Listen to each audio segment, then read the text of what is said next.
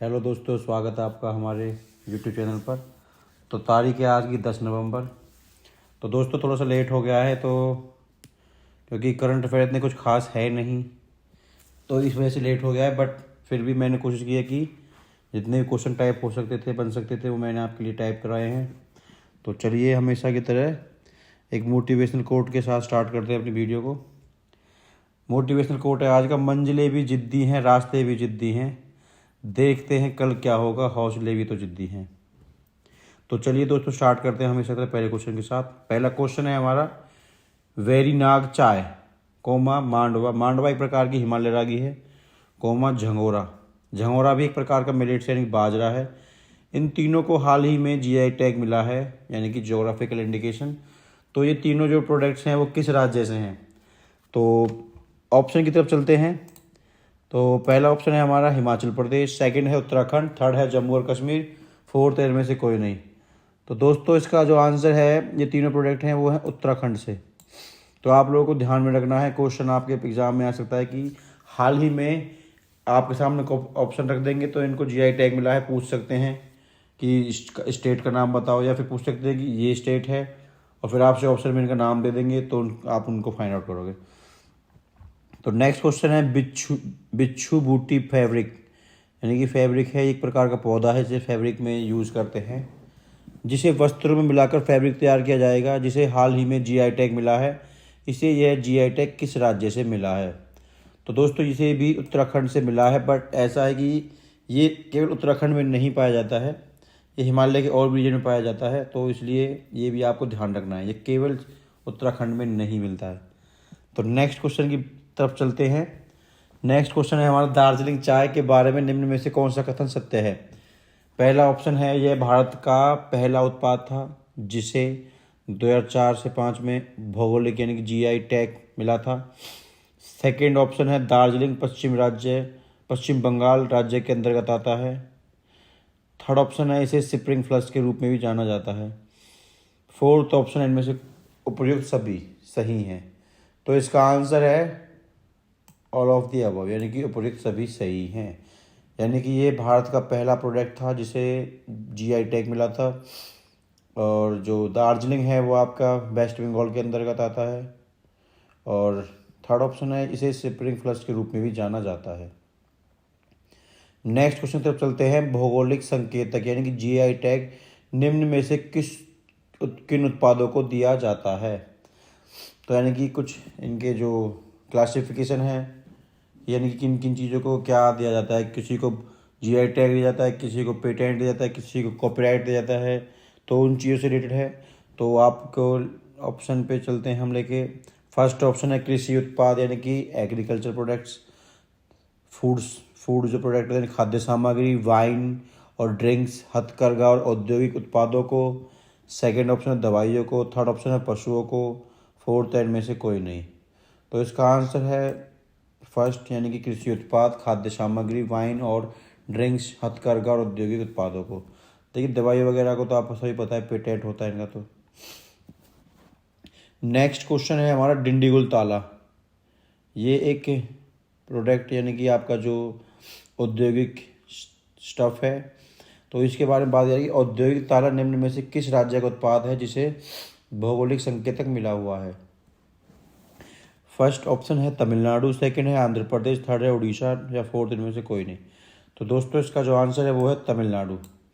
अच्छा, आप लोगों के लिए एक होमवर्क है, आप लोगों को ज़रूर ये नोट करना है और गूगल पे पर सर्च करना है कि कंदमाल हल्दी जो है वो एक किस राज्य का प्रोडक्ट है जिसे हाल फिलहाल में जीआई टैग मिला है। नेक्स्ट स्लाइड की बात कर लेते हैं।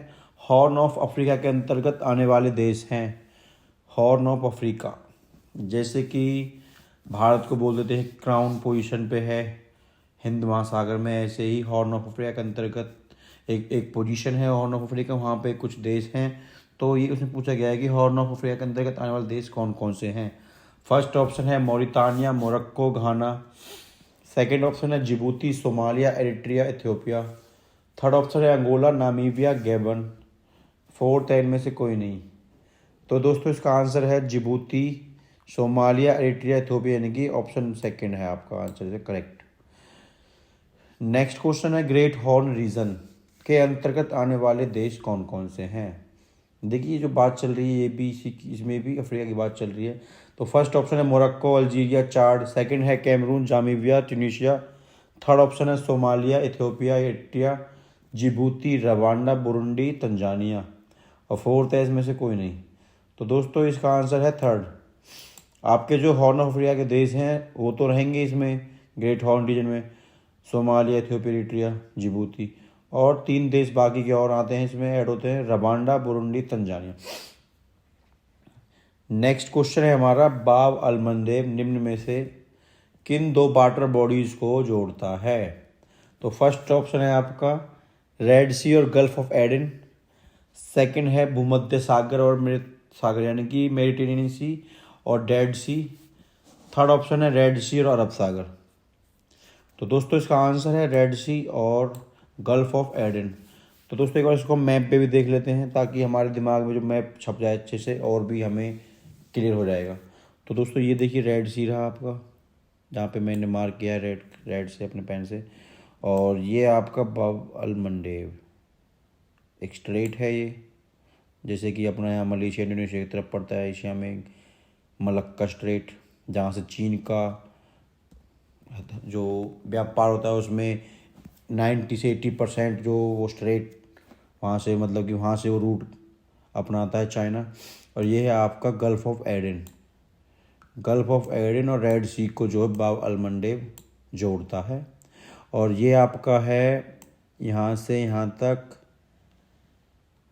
ग्रेट जो आपका हॉर्न ऑफ अफ्रीका, इसमें ये भी आता है एरिट्रिया, हॉर्न ऑफ अफ्रीका में। अभी मैंने पढ़ा था ग्रेट हॉर्न रीजन, उसमें आपने पढ़ा है कि तंजानिया वगैरह देश भी हैं, तंजानिया, रवांडा, बुरुंडी।